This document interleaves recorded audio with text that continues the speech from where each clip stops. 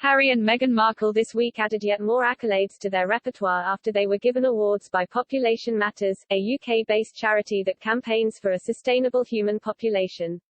It said it had chosen the couple to receive an award for their enlightened decision to have only 2 children.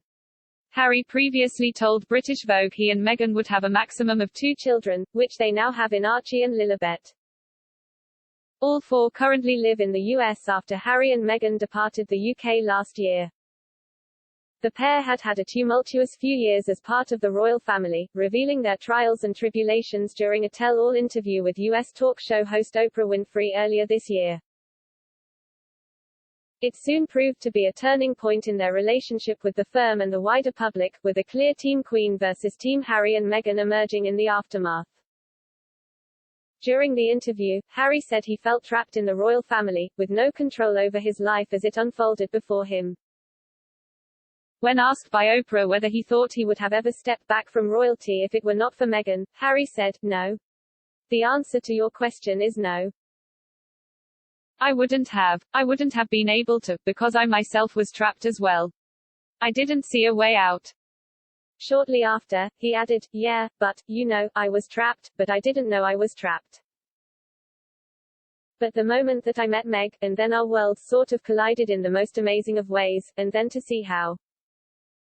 When Ms. Winfrey asked, "Please explain how you, Prince Harry, raised in a palace and a life of privilege, literally, a prince, how you were trapped," Harry replied, "Trapped within the system, like the rest of my family are.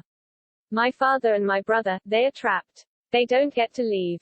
And I have huge compassion for that." Yet, archive reports suggest that Harry's family attempted to protect him from this system and do the very opposite of trapping him. Robert Jobson, a royal author, spoke to several palace insiders for his 2006 book, William's Princess, and wrote of how Charles was overly keen to teach his children to choose love over pressure given his fallout with Princess Diana. Mr. Jobson went as far as to comment, "William has already proven himself determined not to make the same mistake." In order to help his children realize this way of life, one insider told the author that Charles gave Harry and William as much freedom as possible in order to distance them from the royal system. They said, "The prince is not an overbearing man with his children. He knows they have experienced immeasurable pain with the loss of their mother at such a tender age, and he in many ways has overcompensated.